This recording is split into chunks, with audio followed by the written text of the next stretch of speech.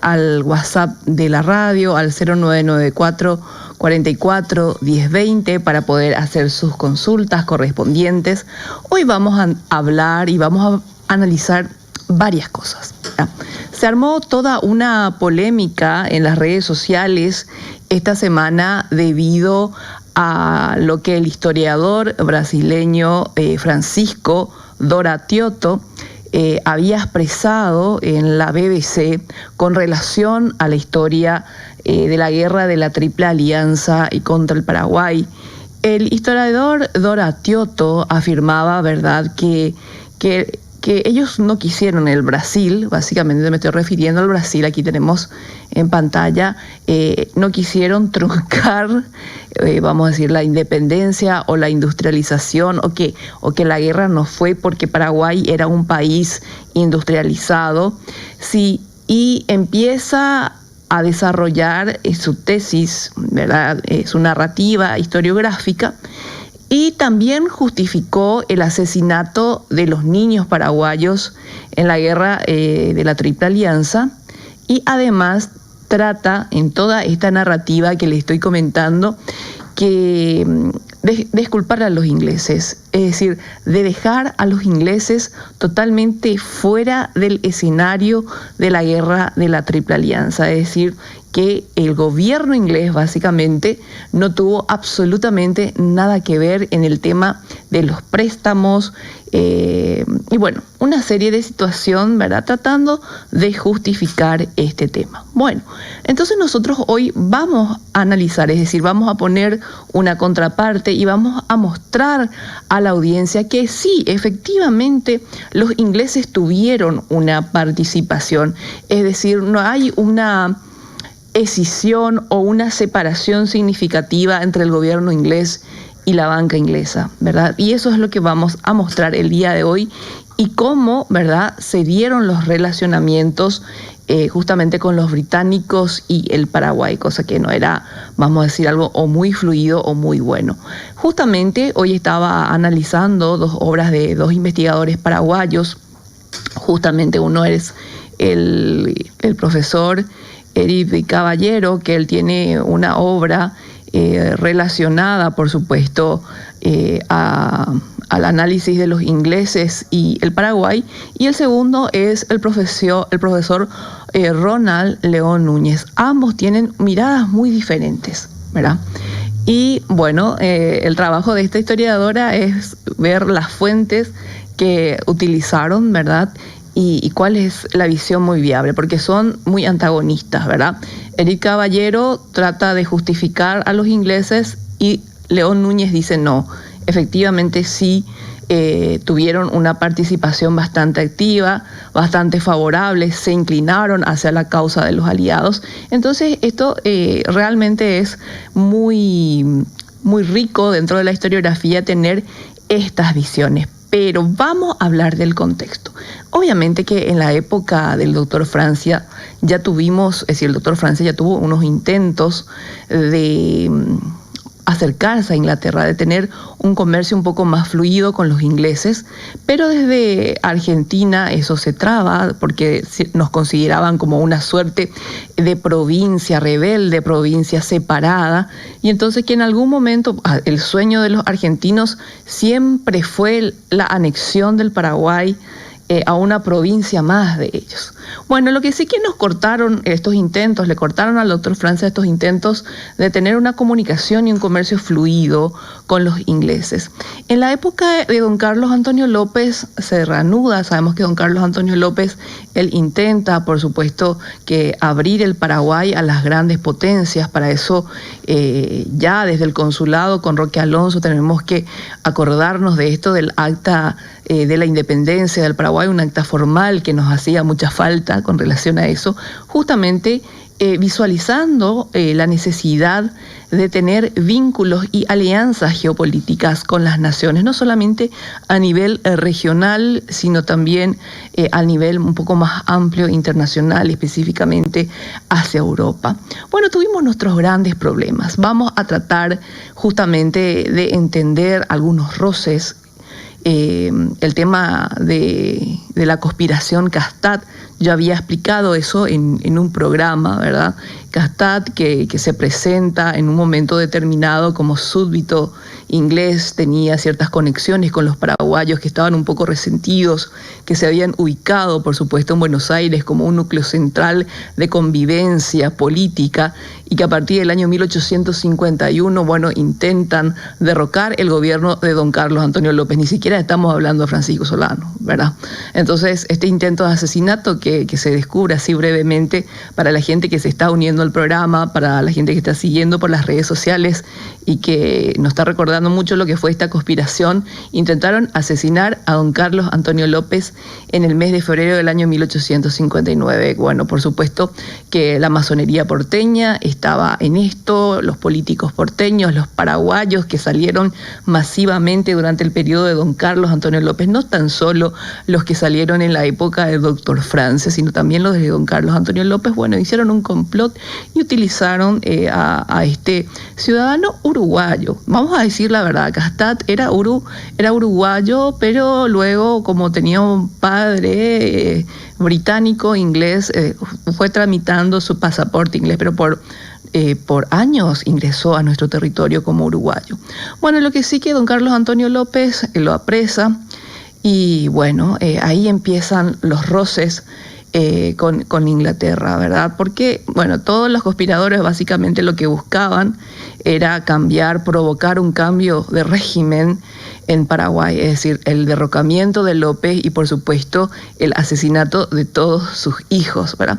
Y por un régimen más liberal, ¿verdad? El tema, tenemos que entender los modelos antagónicos entre Inglaterra y Paraguay, el famoso laissez-faire del capital inglés, ¿verdad? De este liberalismo en contra de una política más proteccionista, paternalista, con una injerencia del Estado bastante fuerte, que ya se vivió en la época del doctor Frances y por supuesto tiene una continuidad con el gobierno de los López, ¿verdad? Entonces, estas relaciones entre las naciones, entre nuestras naciones, bueno, se pusieron bastante delicadas porque tenemos que saber que una de las consecuencias de esto, mientras Francisco Solano López, en ese entonces general, estaba en una misión diplomática para tratar de calmar las aguas entre Mitre y Urquiza, el vapor, los británicos, los ingleses, las cañoneras inglesas, vamos a hablar casi con propiedad, persiguieron al vapor paraguayo Tacuarí en el Río de la Plata. Entonces, y bueno, mientras hacían esa persecución, mientras estaban cañoneando a nuestro buque insignia, por supuesto que estaba a bordo el general Francisco Solano López con su comitiva y con su legación, que de paso tuvieron un éxito rotundo al nivel diplomático. Bueno, durante estos años se vieron interrumpidos, por supuesto, varias relaciones. El tema Santiago Castad, como les dije, fue acusado de conspiración, protestas verbales de varios representantes diplomáticos ingleses, Henderson, luego Thornton, ¿verdad? Y bueno, por supuesto que básicamente se envía un ultimátum a don Carlos Antonio López. Y bueno, empezaron a cortar estas relaciones advirtiendo a don Carlos, ¿verdad?, que Inglaterra iba a exigir satisfacciones por la fuerza al gobierno paraguayo. Y bueno, entonces, pero el tema era que los ingleses también se pusieron a pensar que si la conspiración Castad era lo suficientemente fuerte para hacer un envío de tantas fuerzas, ¿verdad? Y bueno, finalmente se logra un acuerdo que se firma aquí en Asunción y se restablecieron, vamos a decir, los vínculos. Mientras se desarrollaba todo esto, tenemos que también contar la contraparte, ¿verdad?, que ciertamente luego de la misión de Francisco Solano López a Europa y la contratación de los técnicos por el gobierno paraguayo, los intercambios, por ejemplo, desde el punto de vista militar, que fue el más favorable con la empresa británica Blitz, ¿verdad?, que fue la principal proveedora de armas, de uniformes del Paraguay, esto no se vio muy afectado, ¿verdad? Bueno, justamente le estaba diciendo que los ingleses dijeron, bueno, no es tan no es suficiente enviar nuestros navíos desde otra parte del mundo por Kastad nada más, pero sin embargo no tenemos que olvidar esto, ¿verdad? Que en ausencia del movimiento del servicio exterior, el almirante Lussington, que era comandante en jefe de la estación sureste del Océano Atlántico, tomó él la iniciativa para apoderarse del Tacuarí, es decir, para atacar al Paraguay. Nuestro barco, que ciertamente fue construido en los astilleros de Inglaterra, y bueno, al momento en que el Tacuarí deja el puerto de Buenos Aires, pues fueron disparados los cañones hacia el Tacuarí, ¿verdad? Otro tema que también tenemos que ir mirando todos los roces diplomáticos que nosotros tuvimos, ¿verdad? Obviamente que don Carlos Antonio López, ante este ataque, él también exige una suerte de negociación. No es que, bueno, le atacaron al Tacuarí y don Carlos Antonio López se doblegó ante esta manifestación de fuerza de los ingleses. No, el gobierno también exigió una declaración pública que el almirante Lussington actuó por sus medios propios y que el gobierno británico no dio esa instrucción. Es decir, para la liberación de Kastad, el presidente de la República, don Carlos Antonio López, bueno, plantea esta exigencia. El servicio, vamos a decir, exterior, informa el almirantazgo a Lussington de que ya se estaban dando las tratativas, que era innecesario cualquier medida coactiva adicional en contra del Paraguay, es decir, trataron de calmar las aguas. Y bueno, tenemos que saber que Edward Thornton, justamente nosotros tenemos una imagen, Jordan, de Edward Thornton. Ahí es el embajador que era ahí está en pantalla, ahí el señor Edward Thornton, embajador en la Argentina, que era realmente muy amigo de Mitre y especialmente de su canciller, del canciller de Mitre, el señor Elizalde. Bueno, teniendo en cuenta también estos datos, nosotros tenemos que ir analizando que obviamente don Carlos Antonio López tuvo que hacer frente no solamente a la demanda de Kastad, sino que estaba también en juego contra el gobierno del Paraguay por parte de Inglaterra, el tema del propietario del barco mercante Pequeña Poli, el cual se había hundido en el río Paraguay ya en el año 1858, como resultado de una coalición que tuvo la Pequeña Poli con el Tacuarí, ¿verdad? Entonces admitió estas dificultades, decían que los ingleses que la indemnización bajo las leyes paraguayas era muy difícil, ¿verdad? Entonces se planteó, ¿verdad?, que el Paraguay trate de subsanar este tema, y Thornton, por supuesto, que decía sin ningún problema que si era necesario utilizar la fuerza, bueno, la posibilidad de la fuerza, como decía Thornton en sus documentaciones, en sus oficios, en las noticias que se enviaba al secretario de la Foreign Office, bueno, una manera de asegurar un arreglo. Bueno, si don Carlos no entiende por las buenas, bueno, por las malas, ¿verdad? Bueno, todo este tipo de roces diplomáticos hay que tenerlos en cuenta a la hora en la cual se desarrolla justamente la guerra de la Triple Alianza contra Paraguay, ¿verdad? También me olvidé de mencionar, y esto es un detalle bastante importante, Thornton, que está ahora en pantalla. Por supuesto que esta programación la pueden seguir. Me están preguntando dónde pueden ver esto, por el canal 17 de Tigo Star, y también, David, por el canal 23 de Personal, ¿verdad? Entonces, es decir, tenemos la presencia de Ñandutí en todas las plataformas posibles para que la gente pueda cómodamente seguir esta programación. Bueno, entonces Thornton viajó, ¿verdad?, porque él era ministro inglés residente en Buenos Aires, viaja, llega hasta Asunción. Él estuvo, creo que en su vida en tres ocasiones estuvo en Asunción, y fue él el que dice y asegura que nosotros éramos 400.000, es decir, personas, almas, en Paraguay. Obviamente que el tema de los censos está muy discutido y muy analizado porque hay fuentes diversas que, los ingleses dicen 400.000. Hay otros, los correntinos dicen que al estallar la guerra nosotros éramos 1.100.000. Los datos oficiales del gobierno paraguayo de don Carlos Antonio López aceptan la suma de que éramos 1.300.000. En el libro de López de Cut habla de 900.000 almas paraguayas, ¿verdad? Pero siempre están intentando, dentro de la narrativa, como yo le digo, dentro de esta bajada de línea que nos superábamos las 500.000 personas en Paraguay, para tratar justamente de minimizar, porque eso es lo que hacen.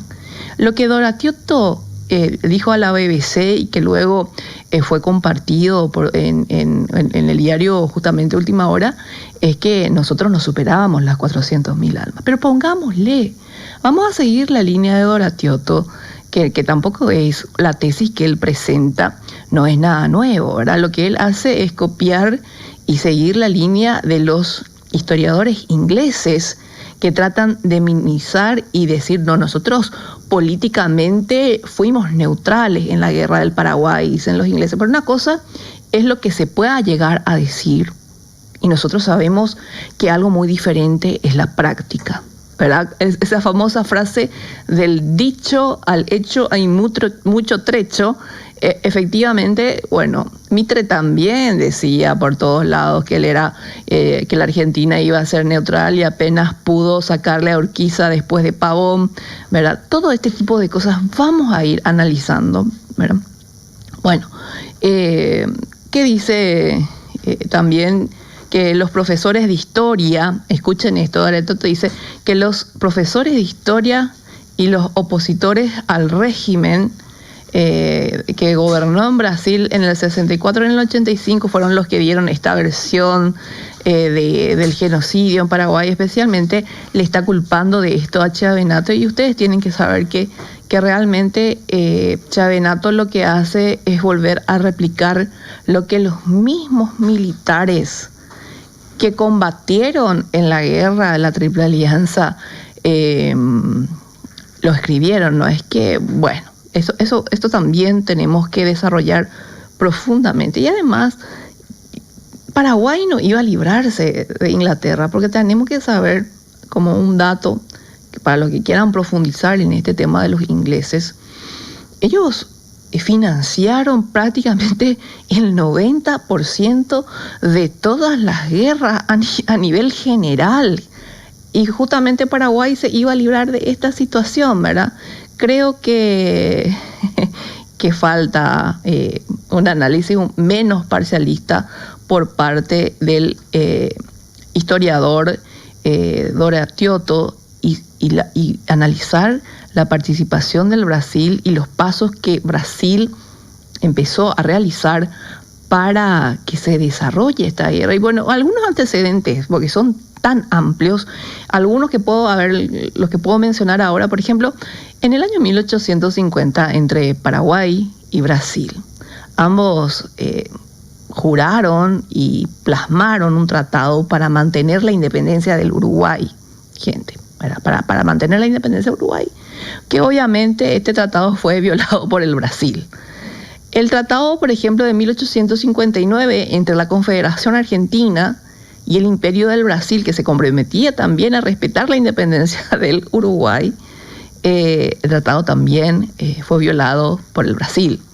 Entonces, imagínense nuestra situación geopolítica. Eso es lo que yo quiero que ustedes vayan tratando de entender para poder comprender la reacción de Francisco Solano López ante este cambio de la política regional por parte del Imperio del Brasil, inmiscuyéndose en un problema interno, en un problema doméstico del Uruguay. Por supuesto que Venancio Flores era el aliado total, estaba ideológicamente alineado a las pretensiones, a los intereses del Imperio del Brasil, y por supuesto que a los de Argentina, porque tenemos que saber que el relacionamiento, los años de servicio militar de Flores en Argentina, lo mismo pasa con Mitre. Cuando Mitre estaba por el Uruguay, él estaba como encaminado dentro de lo que era el Partido Colorado uruguayo. Es decir, todas estas cosas tienen que estar presentes en el análisis, ¿verdad? Y nosotros fuimos por siempre, desde el inicio. Imagínense que cuando se dio este cabildo abierto ya en el mes de julio de 1810, y donde Francia le decía, no, acá no nos vamos a someter nosotros, listo, lo que caducó, el poder español caducó, y vamos a analizar la forma de relacionarnos con Buenos Aires, pero de hecho nosotros somos un país libre, ¿verdad? Esto ocasiona una reacción armada de la Junta porteña, se desarrollan las batallas de Paraguarí y Tacuarí, y siempre desde el que tenemos memoria nos bloqueaban el puerto de Buenos Aires. Y bueno, y ahí está mucho este tema del control del acceso al río Paraná, por ende el acceso al río Paraguay, ¿verdad? O la salida que nosotros teníamos, que era el río de la Plata, y que todo esto, este sistema así rápido que yo le estoy mencionando, que por supuesto tiene muchos más detalles, que estén en manos hostiles. Es decir, tenemos que mirar por qué el Paraguay no puede salir también a reclamar su seguridad nacional como Estado o sus intereses en la región. No, supuestamente para muchos paraguayos, eso a mí por lo menos me suele causar una infinita tristeza tener que leer materiales que dicen, no, Francisco Solano López tenía que darse la vuelta y dejar que esta situación acontezca, ¿verdad? Que suceda. Sin embargo, nuestros intereses estaban en juego. No podíamos nosotros estar indiferentes ante esta situación. Sin embargo, para que ustedes vean cómo Mitre, si le podemos poner la imagen de Mitre, Mitre era un político bastante ladino, ¿verdad? Y él, por ejemplo, cuando Buenos Aires todavía no era el centro de poder, estoy hablando del año aproximadamente allá del año 1857, donde todo el poder estaba centrado en la ciudad de Paraná, donde por supuesto estaba Urquiza, ¿verdad? Aproximadamente en el 10 de diciembre de 1857, en un periódico manejado por Mitre, no La Nación, sino se llamaba Los Debates, él escribía que, primero que muestra que hay un temor, un miedo, que Urquiza tenga un relacionamiento más cercano con el Brasil, que se den las alianzas, ¿verdad? Entonces él decía, no, que si están planificando hacer una guerra al Paraguay, eso, si tiene lugar, sería algo inaudito, lo dice Mitre, escuchen esto, inaudito en toda la América del Sur y algo muy, muy inmoral, decía Mitre, ¿verdad? Porque hay que entender que Mitre escribía eso porque tenía miedo, ¿verdad?, de que Urquiza se vuelva tan poderoso y que a él lo saquen del escenario político, ¿verdad? Entonces, obviamente, si se daba esto, la provincia de Paraná podía convertirse en una provincia en extremo poderosa, y quienes iban a sufrir, los ganaderos, los terratenientes, ¿verdad? Porteños, iban a estar en una situación realmente vulnerable. Pero el 12 de diciembre, Paraños pasa por Buenos Aires y va a reunirse justamente con Urquiza. ¿Y por qué hacen eso? ¿Por qué Paraños hace eso? Y Mitre vuelve a escribir en el periódico Los Debates, ¿verdad?, que estaba totalmente en contra de que entre Urquiza y el Brasil propongan una guerra contra el Paraguay. Y ese protocolo del año 1857 por años estuvo fuera de nuestra lectura porque tenía un tenor secreto. Fue una reunión, obviamente, entre Paraños y los diplomáticos enviados por Urquiza, Santiago Derqui, uno de ellos, ¿verdad? El otro me estoy acordando ahora mismo, ¿verdad? Pero lo que sí que en la ciudad de Paraná se reunieron para tratar el tema de lo fluvial en Paraguay, pero básicamente era para hacernos la guerra. Es decir, se reunieron a planificar la guerra contra el Paraguay. Sáquense ya de eso de que Urquiza era amigo del Paraguay, que Urquiza hacía lo mejor. No, Urquiza dejó que pase la escuadra del Imperio en el año 1855. Urquiza también dejó el que se crispen las relaciones diplomáticas entre Paraguay y Estados Unidos, ¿verdad? Esa tesis de Urquiza, el amigo del Paraguay, es una tesis bastante ligera, folclórica, podríamos decir, y lo digo claramente porque estamos hablando de Urquiza, un político que traicionó su propia causa federal y obviamente que también traicionó la ingenuidad, porque sí, esto hay que criticarlo a López, ¿verdad?, de creer en la palabra dada por Urquiza, que finalmente vemos que no cumple, que no sale al lado de su promesa, que no cumple su promesa. Bueno, entonces sí, efectivamente el 14 de diciembre ya existe un antecedente bastante interesante, una planificación de guerra hacia el Paraguay. Bueno, entonces pasamos a otro punto. Otra de las cosas que tenemos que entender antes de seguir avanzando es que nosotros en Paraguay, el Paraguay de los López, nosotros éramos un pueblo cohesionado en torno al gobierno. Y Mitre, yo creo que esto Mitre lo tenía bastante claro. Nosotros éramos un pueblo cohesionado en torno a su gobierno y teníamos una interesante fuerza militar. Y eso podía decidir una interna argentina. Y Mitre lo sabía y justamente por eso es que decide en un momento determinado enviar un diplomático rosista junto a don Carlos Antonio López para que justamente don Carlos se dé cuenta que es conveniente seguir teniendo unas relaciones amigables justamente con Buenos Aires. Bueno, nos vamos a una breve pausa y enseguida volvemos analizando más este tema y las expresiones de este historiador brasilero que justifica inclusive la matanza de los niños en Acostañú. Volvemos enseguida. Estás escuchando.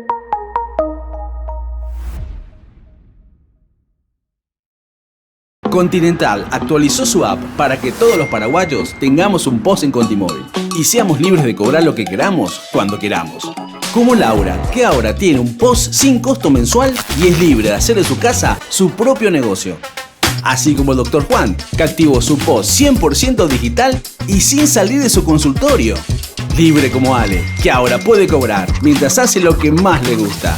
Y mirala a Rodri, anfitrión del tercer tiempo, que se liberó de los después de transfiero, porque ahora cobra al instante y con todas las tarjetas. Descarga ya Contimóvil, la primera app del país con la que podés cobrar y pagar. ¿Y vos? ¿Qué esperás para liberarte? Continental, sos grande, tu banco también. Por tu teléfono y tu computadora pasa toda la información de tu vida. Lo que compras, lo que pagás, lo que vendés. Todos tus vínculos están ahí. Pasa tu trabajo, tus amigos, tu familia, tu intimidad. El sistema es vulnerable y estás expuesto e indefenso a ciberbullying, fraudes online, robo de identidad, ataques al sistema del hogar y extorsión cibernética. Protégete y vive tranquilo con el nuevo ciberseguro de Patria Seguros, porque lo que más te importa está en línea. Y cuidar tu seguridad es nuestra prioridad. Contactanos hoy mismo.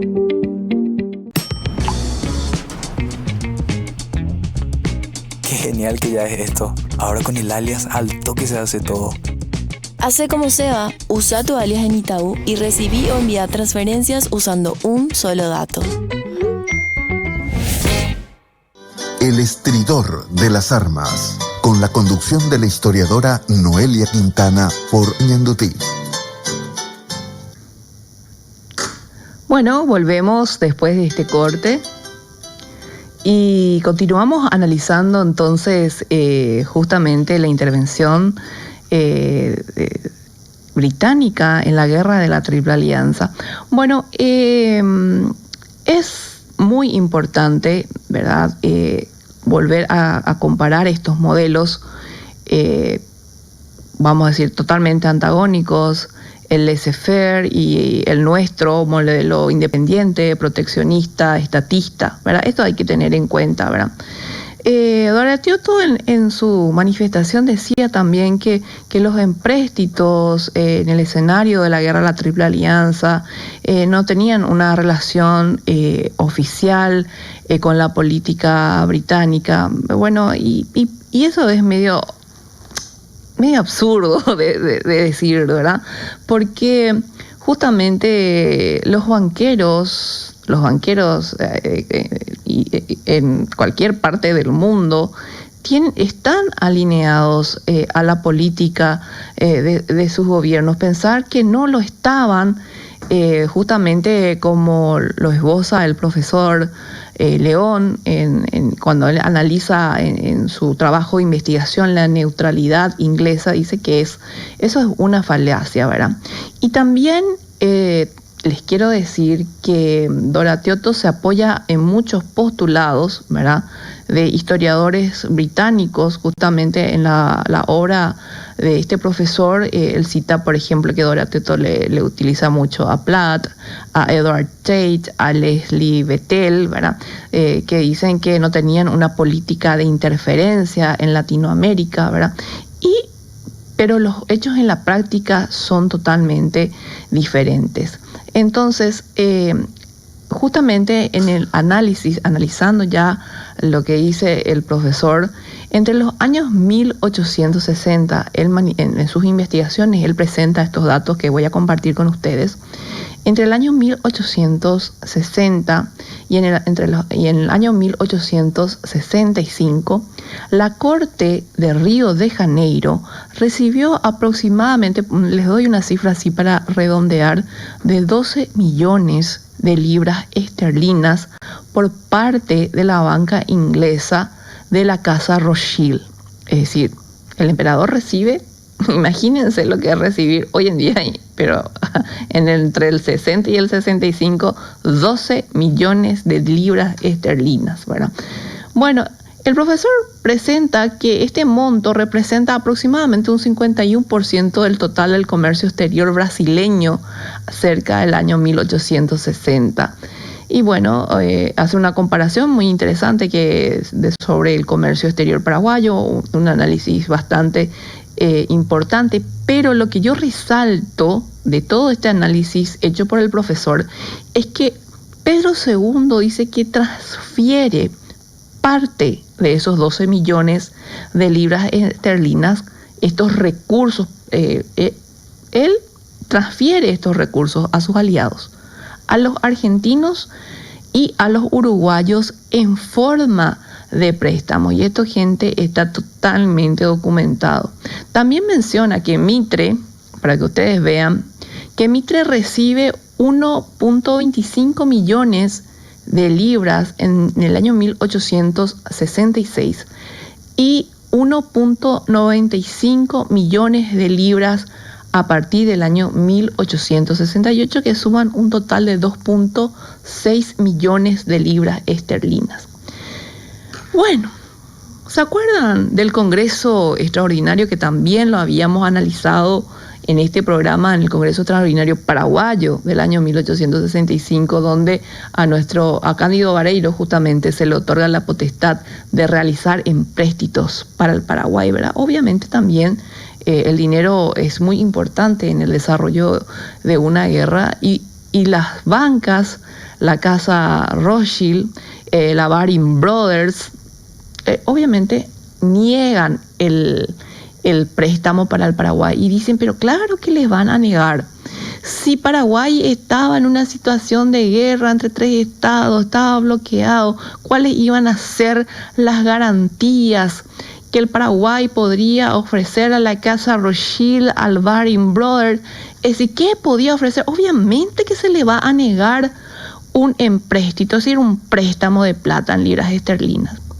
Bueno, sin embargo, a partir del año 1871, ya López ya lo asesinaron en Cerro Corá, nuestro país estaba devastado, una población aniquilada, nuestras industrias destruidas, nuestros recursos totalmente, los pocos que quedaron monopolizados por por los beligerantes, por los que ganaron esta guerra a través de las armas, ¿verdad?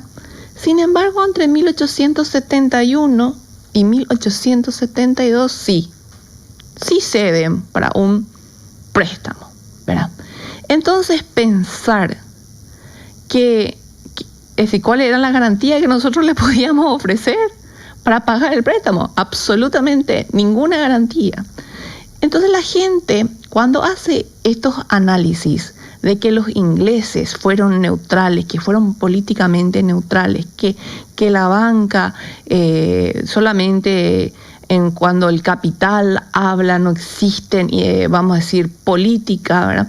Y el capital y la política siempre van de la mano, ¿verdad? Es decir, nosotros en la guerra en 1865 teníamos ciertos recursos que nos amparaban para que nos den esos empréstitos. En 1871 no teníamos. En el 65 no nos dan. ¿Por qué? Porque el objetivo de esto era cambiar este modelo estatista, este modelo proteccionista de los López e introducir, por supuesto, un modelo más liberal en el Paraguay.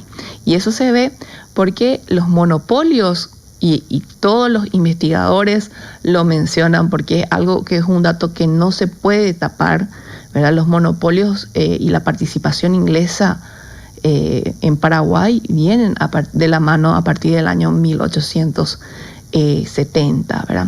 Bueno, y son datos concluyentes, gente. Es decir, uno no puede decir que los ingleses no tuvieron una participación o no tuvieron Yo no estoy diciendo que los ingleses empezaron la guerra. Tampoco quiero que se entienda por ahí. Digo, bueno, si uno estratégicamente va a analizar esto, Paraguay no era una competencia para Inglaterra, que a nivel mundial no sé cuántos millones de súbditos tenían. La revolución industrial que se gestó en Inglaterra no pasa por ahí. Pero sí podemos decir que es una forma, a través de unos guantes blancos, de poder manejar la situación en el Río de la Plata.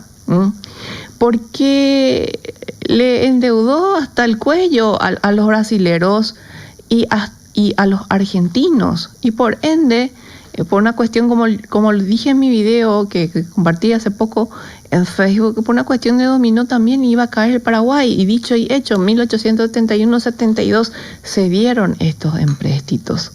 Entonces, estos son datos concluyentes.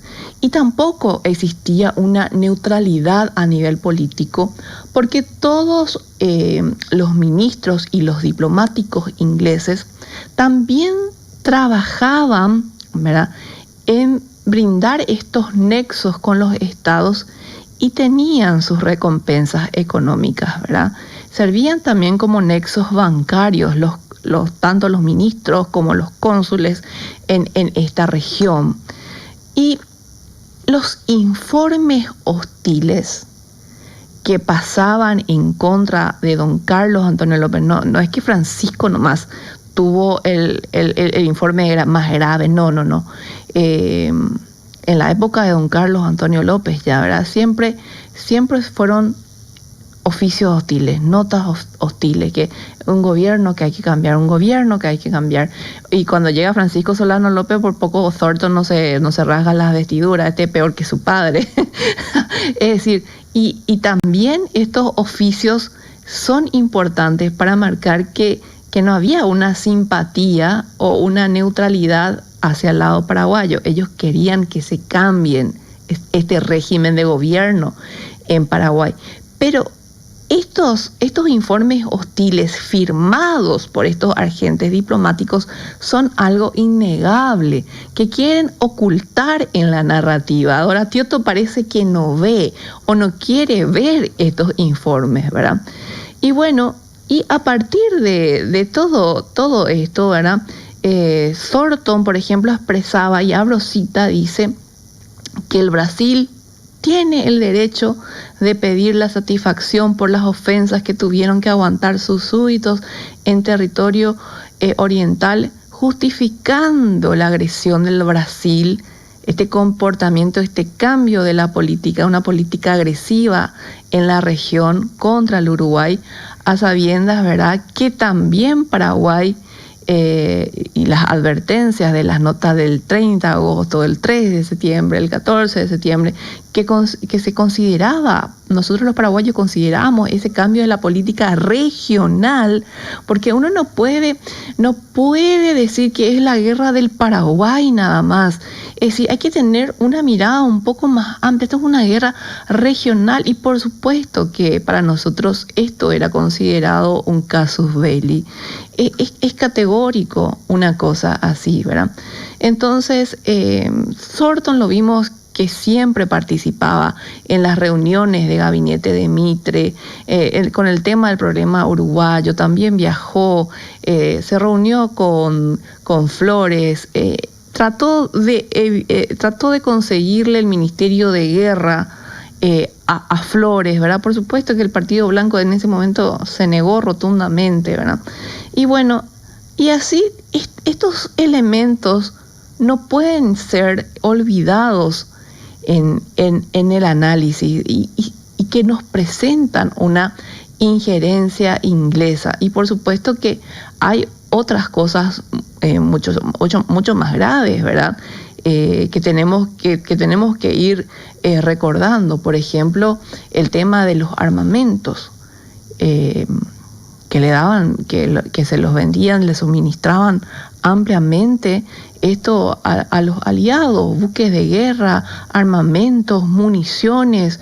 Bueno, todo era para los aliados y absolutamente nada de ayuda para el Paraguay, ¿verdad?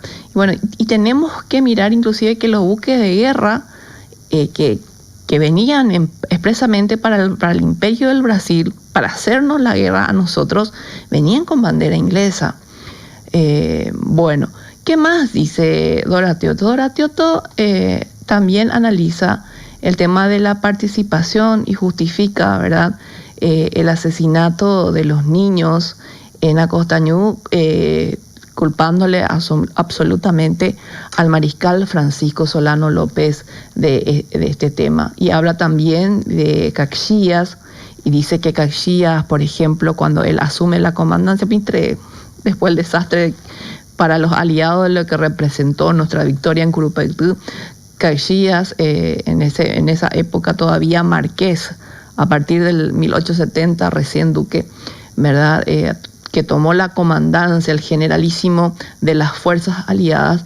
Bueno, por ejemplo, Dora Tioto niega el tema de que los soldados fallecidos por cólera fueron arrojados a las aguas para contaminar a las ciudades ribereñas. Bueno, sin embargo, hay otras fuentes que dicen que lo contrario, ¿verdad? Que sí, que no solamente fue orden de Caxias, sino de varios que conformaban, varios hombres del alto mando en esta guerra que efectivamente sí lo hicieron, ¿verdad? Entonces, y dicen que se tenía una costumbre de quemar o enterrar los cuerpos, ¿verdad? Y que eso es lo que hicieron, que en ningún momento, pero sin embargo, otras versiones y otros testigos dicen lo contrario. Habla que no quería una guerra en América del Sur, según Thornton, que los ingleses no querían esto. Y bueno, y ya les expliqué esa parte, y que nosotros éramos 400.000 habitantes, y que el 90% de los hombres murieron. Valora mucho la figura de Caxias, ¿verdad? Y dice que las atrocidades cometidas en la guerra de la Triple Alianza se hacían porque los niños se hacían pasar por soldados. Ay. Esto es realmente increíble que se siga diciendo semejante tontería. Bueno, hay muchas cosas que tenemos que entender. Voy a tratar de ser lo más breve posible. En Paraguay, una cuestión de costumbre, ¿verdad? Justamente esto me lo había enseñado mi profesor en la carrera de historia, el general Hugo Mendoza, y él nos mostraba, ¿verdad?, que los jóvenes a partir de 14 años, es una que data de la época colonial y que fue una costumbre traer esto hasta la guerra de la Triple Alianza, que estos jóvenes que cuando cumplían 14 años eran vistos ya como una suerte de mayoría de edad, ¿verdad? Y eso está en los archivos nacionales. Nosotros, creo que fue a partir del siglo pasado, me pueden enviar, creo que fue a partir del siglo pasado que nosotros tenemos esta concepción de verlos como mayores a partir de los 18 años y en plenitud de sus funciones como ciudadanos a partir de los 21, ¿verdad? Pero está el tema de los 18 años, no sé, que si hacemos una prospectiva, quizás las generaciones nos vean como bárbaros porque nosotros en un momento determinado de nuestra historia considerábamos que los jóvenes a los 18 años ya eran mayores, ¿verdad? Pero no, eso es lo que pasa, que los juzgamientos históricos hay que hacerlos de acorde a la época en la cual se vive, de acorde a su tiempo. Nosotros no podemos hacer los juzgamientos desde este presente con un montón de cosas que no se tenían en ese entonces. Y decir que Francisco Solano López utilizó niños para que él se pueda escapar cuando en la campaña de las cordilleras ya se había formado la tenaza, los aliados estaban por Cadacupé, por Piribebuy, en Barrero Grande, y el objetivo militar siempre fue Francisco Solano López y nunca lo persiguieron a él. Imagínense que él estaba con el primer cuerpo de ejército, donde estaba Resquín, en la línea de avanzada. Militarmente significa que ellos van adelante a encontrarse con el enemigo. Y Juan Crisóstomo Centurión eso lo describe perfectamente en su tomo 4, donde decía: nosotros pensábamos que íbamos a morir en el cruce de Cadacupé, Barrero Grande, que ahí íbamos a dar la batalla, una batalla con mucho patriotismo y que se iba a terminar todo ahí. Porque ellos pensaban que lo iban a perseguir a López, pero una vez más no hicieron eso. Se fueron detrás de Bernardino Caballero, que estaba en el segundo cuerpo del ejército en la línea de retaguardia, es decir, detrás, ¿verdad? Y los civiles que iban en esa caravana con Bernardino Caballero, que llevaban las 87 carretas, ¿verdad? También había civiles, no crean que no estaban las mujeres y los niños también con López, ¿verdad? Estaban también, y eso que López en Cadacupé les pidió encarecidamente que no sigan al ejército porque era muy peligroso. Pero ¿qué pasó con el paraguayo? Gente, el paraguayo, desde lo que es Yatadú, ¿verdad?, experimentó la crueldad de los aliados. Imagínense que rompiendo todo principio militar, se rinden 1.400 paraguayos, deponen sus armas y que deberían los aliados haber respetado la vida, los atan de manos y los degollan a todos. El paraguayo entendió desde el inicio de esta guerra que rendirse no te garantizaba la vida. Y esta guerra, con las características de una guerra total, no respetó si vos eras militar, si vos eras civil, si eras mujer, si eras anciano, si eran niños, nos mataron a todos. Y el que sí y los que utilizaron niños huérfanos, sin ninguna necesidad, porque los recursos abundantes que tenían estos países, ellos se caían, tenían 100 bajas y reponían 1.000, ¿verdad? Porque tenían la capacidad de reposición. Nosotros no. Nuestras victorias y nuestras derrotas a nosotros nos afectaban. Y sin esa necesidad, niños huérfanos, hijos de militares, a partir de, 10, tenemos que el mayor decía en una investigación tenía 11 años, niños brasileños fueron utilizados ya en la batalla de Riachuelo, en la batalla naval de Riachuelo, se los volvió a ver en la segunda Tuyutí por parte de los aliados. Entonces, ¿qué es lo que el señor Horacio Tod está cuestionando aquí? El derecho a la legítima defensa del pueblo paraguayo y que quieren poner la narrativa de niños disfrazados, que le dieron a los niños, qué sé yo, una tacuarita o madera, lo que quieran decir, para tratar de decir que López, ¿verdad?, puso a esos niños ahí a combatir. Y como si fuese que un soldado, con todos los elementos de la capacidad moderna militar, no puede distinguir entre lo que es un niño, un hombre, un militar, un civil. Pero vamos, no hay forma de justificar la matanza de niños. Y esto ya es algo viejo, es algo regastado, ¿verdad? Pero sin embargo, sigue siendo la narrativa oficial de Itamaraty, sigue siendo esa narrativa que quiere que se imponga en las escuelas aquí en Paraguay.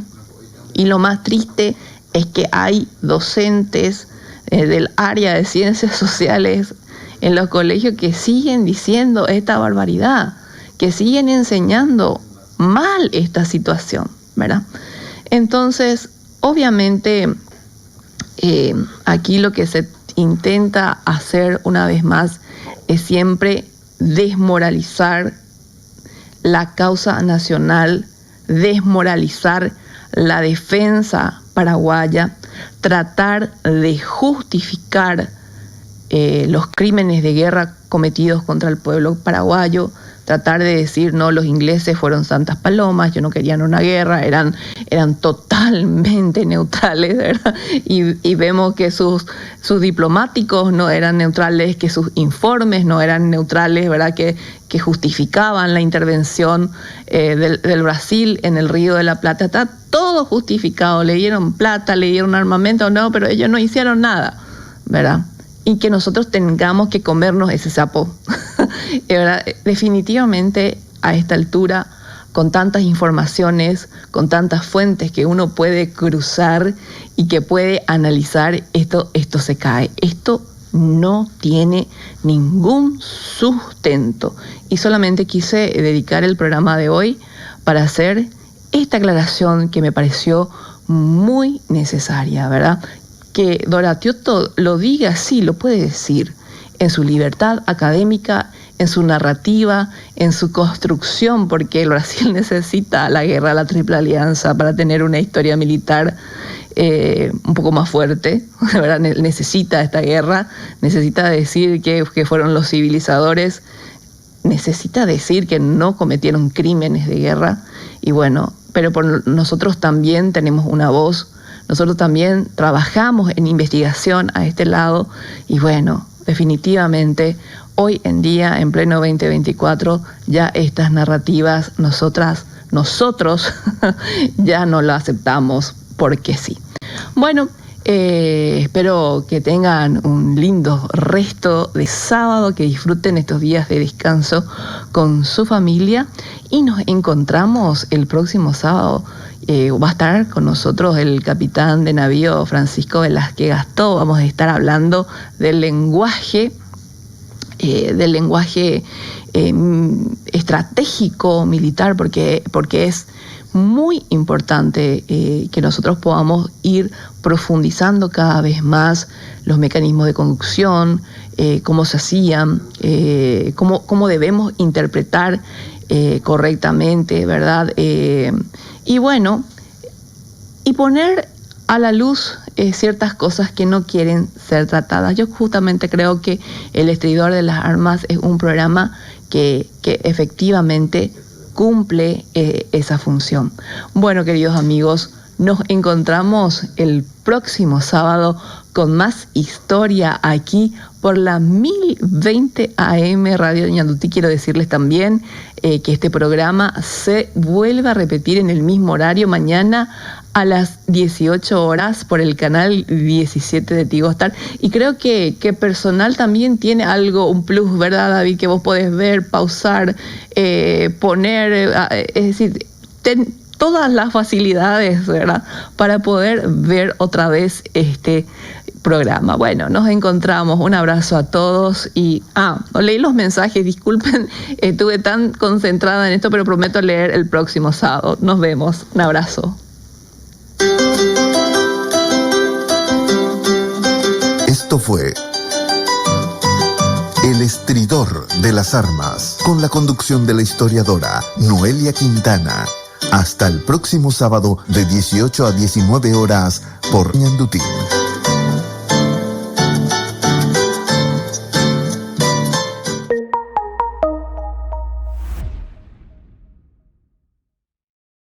Continental actualizó su app para que todos los paraguayos tengamos un POS en Contimóvil y seamos libres de cobrar lo que queramos cuando queramos. Como Laura, que ahora tiene un POS sin costo mensual y es libre de hacer de su casa su propio negocio. Así como el Dr. Juan, que activó su POS 100% digital y sin salir de su consultorio. Libre como Ale, que ahora puede cobrar mientras hace lo que más le gusta. Y mirala a Rodri, anfitrión del tercer tiempo, que se liberó de los después de transfiero, porque ahora cobra al instante y con todas las tarjetas. Descarga ya Contimóvil, la primera app del país con la que podés cobrar y pagar. ¿Y vos? ¿Qué esperás para liberarte? Continental, sos grande, tu banco también. Por tu teléfono y tu computadora pasa toda la información de tu vida. Lo que compras, lo que pagás, lo que vendés. Todos tus vínculos están ahí. Pasa tu trabajo, tus amigos, tu familia, tu intimidad. El sistema es vulnerable y estás expuesto e indefenso a ciberbullying, fraudes online, robo de identidad, ataques al sistema del hogar y extorsión cibernética. Protégete y vive tranquilo con el nuevo ciberseguro de Patria Seguros, porque lo que más te importa está en línea y cuidar tu seguridad es nuestra prioridad. Contactanos hoy mismo.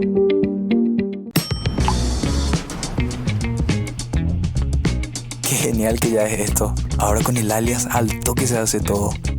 Hace como Seba, usa tu alias en Itaú y recibí o envía transferencias usando un solo dato.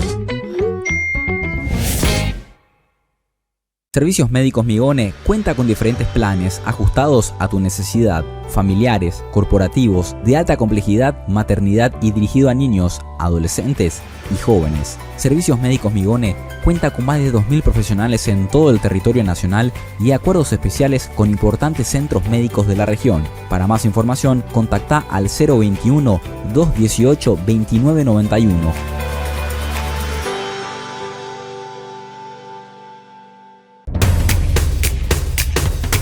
Prepárate para los domingos en familia con Pechugón. Sorprende a todos llevando los pollos de Pechugón de tu pollería o roticería preferida. Y además podés adquirir este práctico bolso térmico para disfrutar de tu pollo Pechugón en donde quieras.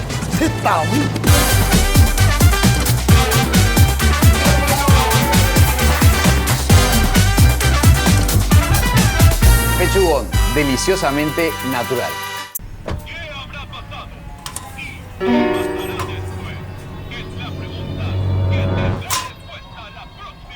Sospechoso. Muy sospechoso.